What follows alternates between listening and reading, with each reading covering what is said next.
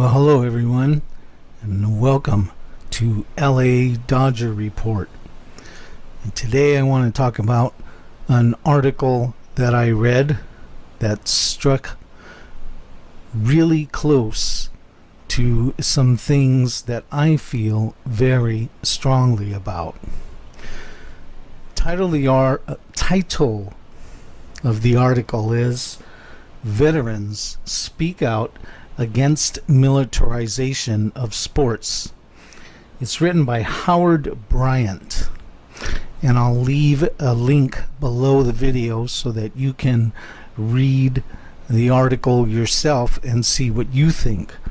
I want to tell you a little bit about what Howard wrote about. He spoke to two veterans who gave their opinions on what you may have noticed, and something that I've certainly noticed. Ever since 9/11, sports has had the military creep in and become an everyday part of sporting events across just about every sporting league that we've got.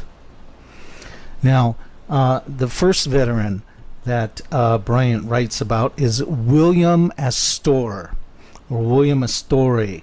He's a retired lieutenant from the Air Force who talked about giant flags and flyovers that were very rarely seen prior to 9/11 and which are now showing up in football games and baseball games on a fairly regular basis.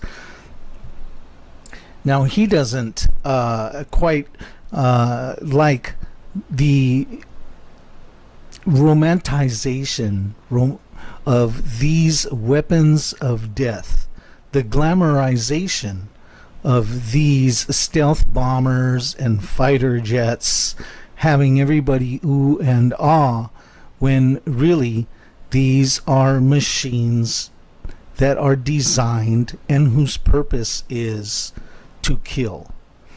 And so that's what Astore spoke about.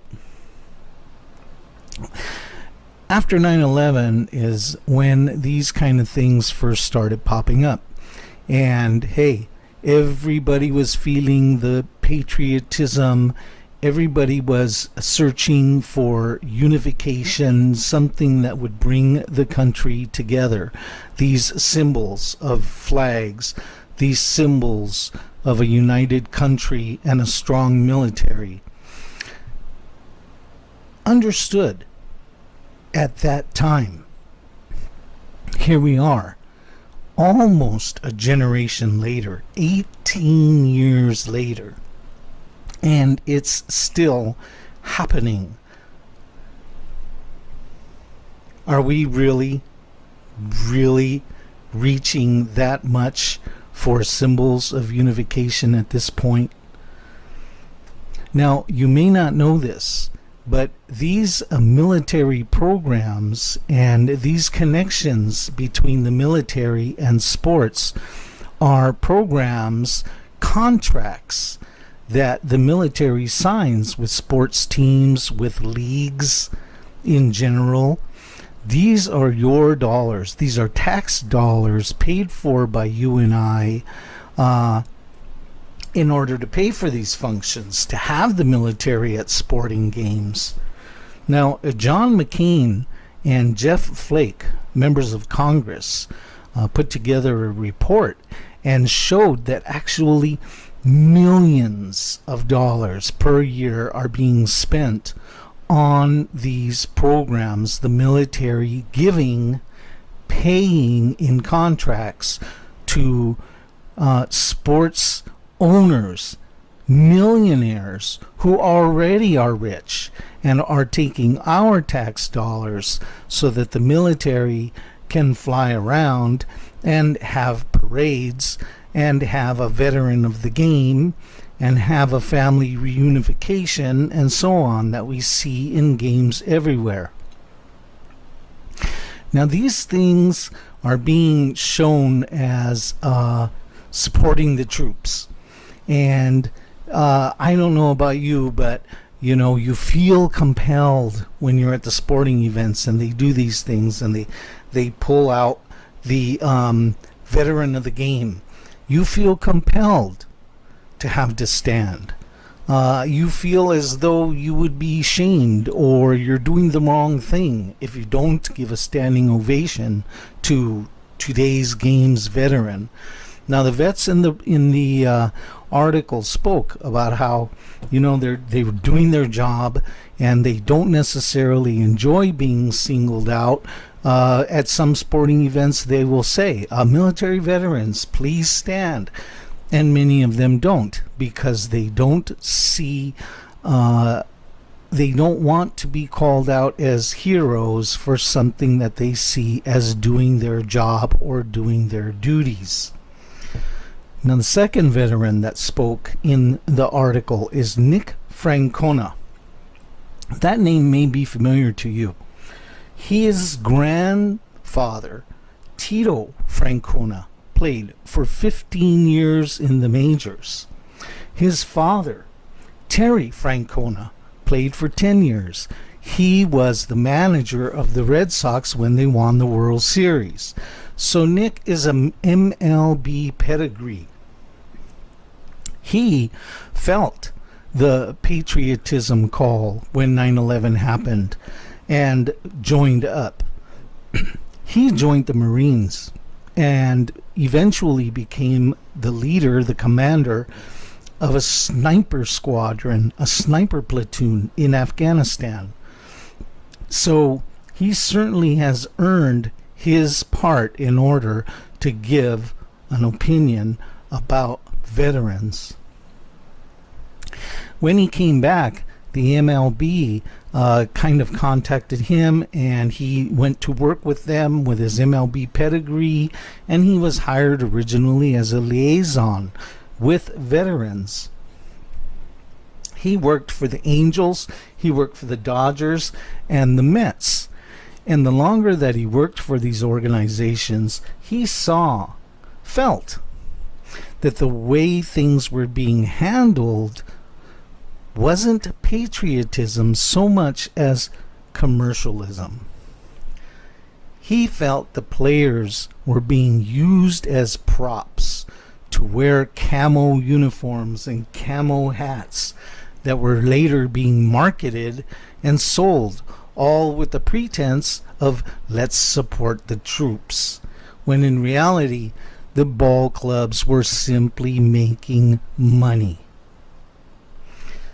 Now, he also had something else to say in the article. He mentioned that out of the 5,000 employees that the MLB has, MLB only identifies 10 as veterans.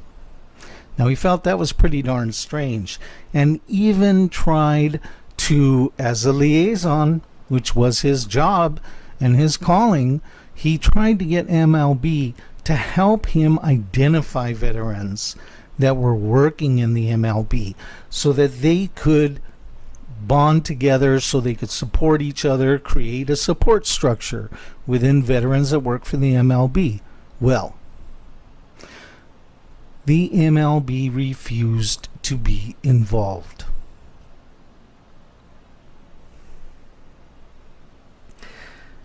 But they trot out those veterans every game. Let's salute the troops. Let's go, boys, and so on.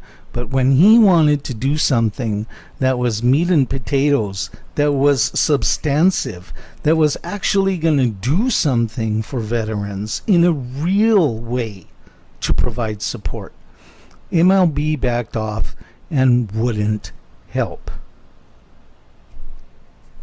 Now, final part of the story about Francona was he created a program, a Memorial Day program, when he was working for the Mets. And what he did was he had Mets players wear bracelets of troops that were KIA, troops that had died, for Gold Star family bracelets. And he had the troops tried to match them up with the veterans, the deceased veterans, that's shared some common backgrounds with those particular players that he put. And he had videos made where the players told the stories, and it was genuinely touching and emotional. He gets an email from the Mets organization, and they tell him that they want him to reach out to those families and have the families sign away their rights as licensees to anything to do with the bracelets, and I guess, any way to make money. Because why? Hey, that licensing belongs to the MLB. Sure, support the troops, but hey, this matters too. All right? So that's what the Mets organization thought of his veterans program. He was upset, and he spoke his mind to that person that emailed him. The next day he was called into the Mets offices and was told, "You do a great job. We really love what you're doing here. We love all your work, but you're fired. Hit the road." And so Francona found himself out of his dream job. If he had compromised his principles, if he had agreed to selling out Gold Star families so that the Mets could make money off of the dead, he would still have that job. But he chose honor and integrity, and he doesn't work for the MLB or the Mets any longer. I encourage you out there, read this article for yourself and come to your own conclusions. Now, the MLB is just making tons of money. Just to pick one. The NFL is doing the same thing, but hey, this is LA Dodger Report. I'm a baseball fan, and so I'm talking about the MLB here. What do you think the MLB would do if all of that taxpayer military money dried up tomorrow? Do you think that they would still trot those players out there and honor them every day, every game? Would they still play the patriotic music? Would they still take time out of the game in order to honor the vets? Look, MLB, if you still want to be patriotic, why don't you do this? How about putting your money where your mouth is? How about having a wounded veteran of the day and pay for his motorized wheelchair or his or her prosthetic limbs that they may need? Pay for their medical expenses. Have the team sponsor a veteran and make sure that he gets everything that he needs. How about establishing scholarships in the name of the team and in the name of the veteran for the children of veterans who are killed in action?